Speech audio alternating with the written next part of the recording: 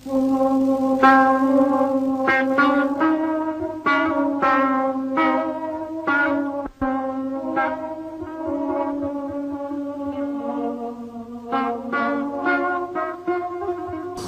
بالله من الشیطان الرجیم بسم الله الرحمن الرحیم. په مورخه 2/2019 باندې 400 پولیس ته چې کوم دی نو یو اطلاع ملو شو چې په سجاد علي بیلګې کې چې کوم دی نو عثمانزو کې دا یو علاقه ده بیلګې په هغه کې چې کوم دی نو یو سفر سوځیدل دی او هغه سفر کې چې کوم دی نو یو ډیډ باډي ملو شوی ده. پولیس فوري طور په دغه اطلاع باندې لاړ او هغه ډیډ باډي چې کوم دی نو هغه ځین ریکور کا او چې کله هغه پوسټ مارټم ته راوړه نو د هغه اس پہچانو نشو چې به دا څوک دی او څوک نه دی.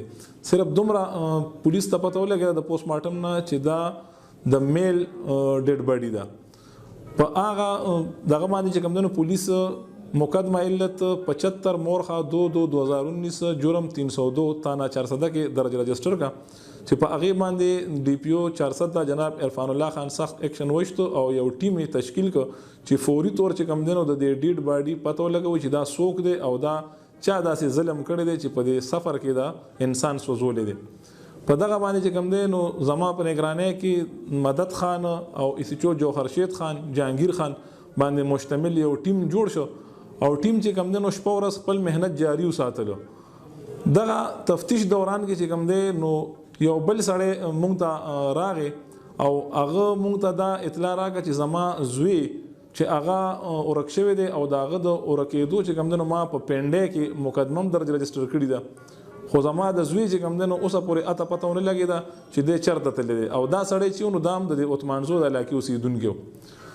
دغه سړی چې کوم دی نو موږ ځان سره احتیاطاً بوتو او هلته کوم ځای کې چې هغه سفر سوځېدلی و هغه علاقه ورته موږ وښوله چې یاره دلته کې موږ ته یو ډیډ باډي ملو شوي خو د هغې هم پته نه لګي چې دا څوک و څوک نه و. هلته هغه زمیندار چې کوم د هغه پټو مالک و نو هغه راغی او هغه د دغه مدعي په مخ کې چې کوم دی نو موږ ته یو چاکو پیش کړ چې یاره کله ما د دې ځای نه دا ایرې اخوا کولې نو ما ته پکې یو چاکو ملو شو. هغه چاکو چې کوم دی کله هغه مدعي مقدمه ته موږ وښولو نو هغه مدعي ووایي چې دا چاکو خو زما د زوی دی. د دغه ځای نه چې کوم دی نو موږ ته دا ثابته شوه چې دا کوم سړی مړ شوی دی نو کیدای شي چې دا د دې کاکا زوی وي چې د هغه زوی نوم چې کوم دی نو کلیم الله ولد سلیم الله او عمر د هغه چې کوم دی نو سلیم جان ولد سلیم جان او عمر تقریبا 20-21 سالو. دغه کاکا چې کوم دی نو موږ ته یو دوه کسان نامینیټ کړ چې په دې دواړو باندې ما چې کوم دی نو د خپل زوی د اغوایګۍ پرچه په پنډۍ کې کړې ده او زما په دې باندې چې کوم دی نو پورا شک دی. پولیس چې کوم دی نو فوري طور لاړ او هغه چې هغه کم نمونه نامینیټ کړي د هغې د اریسټ کولو دپاره چې کوم دی نو چاپې شروع کړي چې په هغې کې ملزم شاه حسین ستاسو د وړاندې ولاړ دی. دی چې کوم دی نو پولیس اریسټ کړ او چې دی کله بیا مونږ انټاروګیټ کړ نو د مونږ ته د ټول راز نه پرده اوچته کا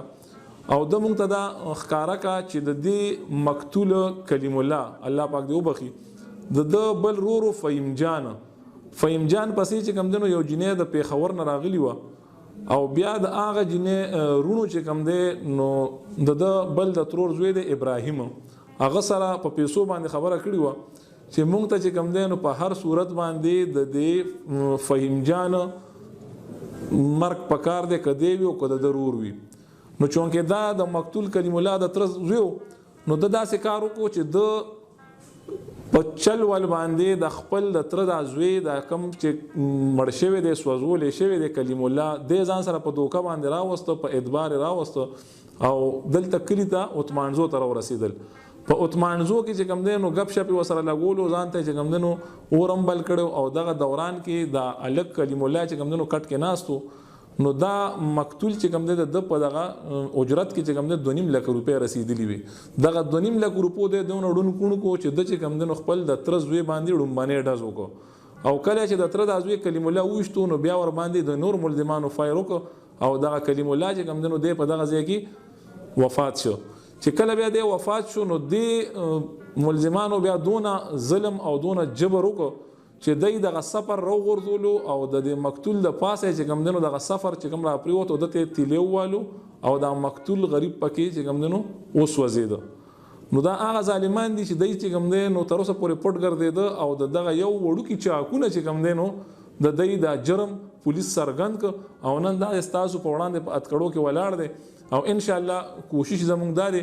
چې د دې نور کم مرګري دي هغه هم چې کم ډیر زر مونږه پولیس اریسټ کو بل د دې سړی نه دوران انټاروګیشن چې د کم ټوپک باندې ډس کړو هغه ټوپک ستاسو د وړاندې دا پروت دی ریکور دی کم چاکو چې د گرفتاری سبب جوړ شو هغه چاکو په دې پارسل کې باندې